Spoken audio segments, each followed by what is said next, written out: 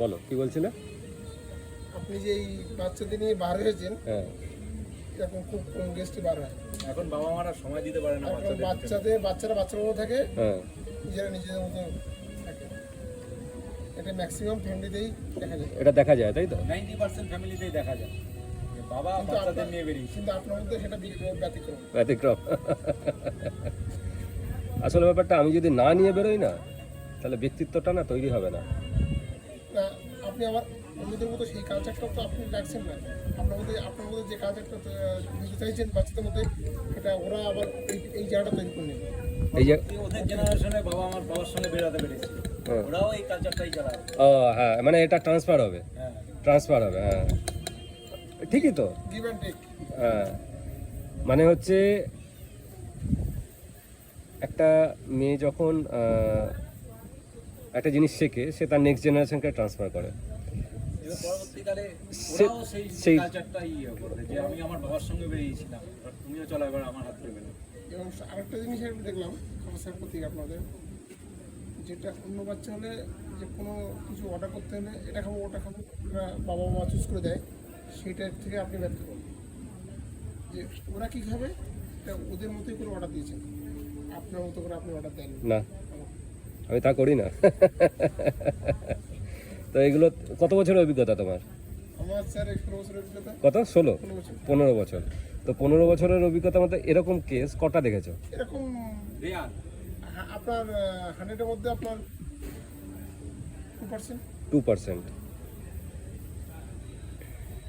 ঠিক ঠিক, ঠিকই বলেছো। আসলে মানুষ না সেলফিশ হয়ে গেছে, মানে এবং সবচেয়ে বড় কথা, এইটুকু বাচ্চার অভিজ্ঞতা দিয়ে বললাম আমি, কিন্তু অন্য অন্য বড়দের কথা বলিনি। হ্যাঁ, এইরকম বয়সী বাচ্চাদের নিয়ে এদের রুচিসম্মত খাবার আপনি চুজ করছেন না, ওদের রুচিসম্মত খাবার ওরাই চুজ করে যেটা বলছে সেটা আপনি অর্ডার দিচ্ছেন। এইখানটা দাঁড়িয়ে আমি একটু কথাটা বলতে পেরেছি।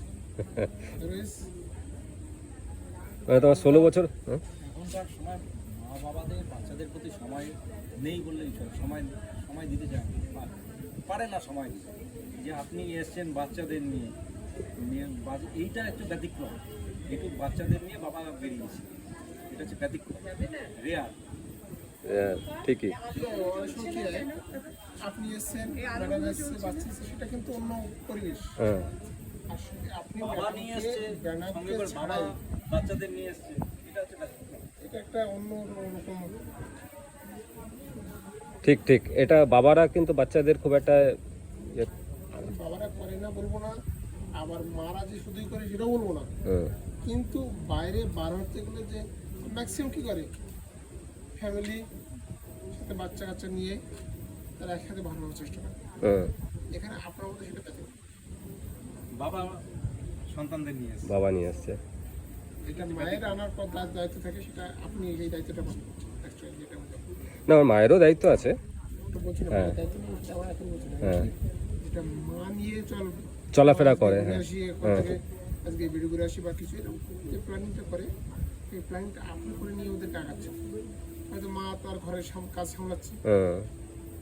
আমাদের ঘরে আরেকটাও বাচ্চা আছে আর কি। হ্যাঁ, হ্যাঁ, হ্যাঁ, মানে যেটা মানে বেশিরভাগ মায়েরা নিয়ে বেরোয়, সেটা আমি নিয়ে বেরোচ্ছি। বাবারা সাধারণত এরকম একা নিয়ে বেরোয় না।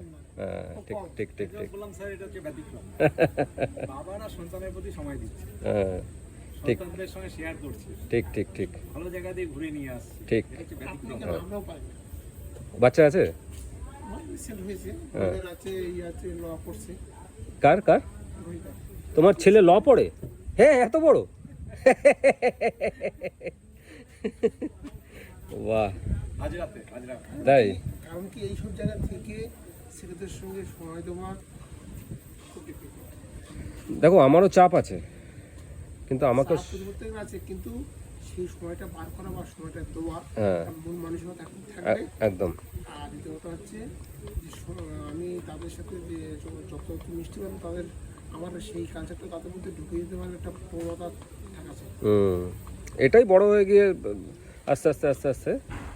পরবর্তী জেনারেশনকে আপনার মতন গাইড করবে। একদম একদম। বাবা মার কাছ থেকে যদি না জিনিসটা জানে, ওরা তো একাকী হয়ে যাবে। আমরা আমার লাইফ স্টাইল, একদম একদম। আমরা আমাদের মতো লাইফ স্টাইল, তোমার মতন। 20 বছর বাদে হোক, 25 বছর বাদে হোক, ও বলেন না আমি আমার বাবার সঙ্গে গেছি, তুমিও চলো আমার সঙ্গে। একদম একদম। এই কালচারটাই আমাদের হারিয়ে যাচ্ছে আস্তে আস্তে। হুম যে বাঙালি আমরা আগে মা বাবা সবাইকে ফ্যামিলিকে নিয়ে চলবো, হুম এখন আমরা যে ফ্ল্যাট কালচারে চলে এসেছি, মা বাবাকে বৃদ্ধাশ্রমে পাঠিয়ে দিচ্ছি, আমি আমার মতন লাইফ স্টাইল, ছেলের মতন লাইফ স্টাইল, যে যার মতন তার। এটাই হচ্ছে জেনারেশন শিখবে যে না আমার বাবার সঙ্গে থেকে শিখেছি। দেখা যাক কতটা কি করতে পারি। এটাই তো বাস্তব। আজকে আমরা শিখেছি কার থেকে? আজকে আমাদের বাবা মাদের দিয়ে শিখেছি, সেরকমভাবে আমরা সমাজে চলছি। ঠিকই। আমরা যদি আমাদের ছেলেপেলেদের না শিখিয়ে যাই এরকমভাবে, চলো নাই আমরা, তখন ওরা বলবে আমরা আমাদের মতন লাইফ স্টাইল পাবো না। ওটা তো মনে থাকবে ওরা, আমি বাবার সঙ্গে ওখানে গেছিলাম, একদম থাকবে, এগুলো মনে থাকবে, একদম থাকবে। সেরকমভাবে পরবর্তীকালে ওরা গাইড করবে পরবর্তী জেনারেশনকে। আমি না এই ভিডিওগুলো করে রাখি কেন বলো তো, এগুলো আমরা বাড়িতে গিয়ে দেখি, আমাদের টিভি আছে একটা, আচ্ছা তো আমি এগুলো চালিয়ে দেখি। হ্যাঁ দাঁড়া, তোমাদের একটা ছবি আমি দেখাই, ঠিক আছে? এখানে ভিডিওটা বন্ধ করি। আর এটা দোয়েল তো এখন বিড়ালটাকে নিয়ে ব্যস্ত ছিল, ঠিক আছে? ঘুম পাড়িয়ে দিয়েছিল, তাই তুলে দিলে আমি কি করে তুলবো? আমার ক্যামেরারাও আছে। বলছিলে তো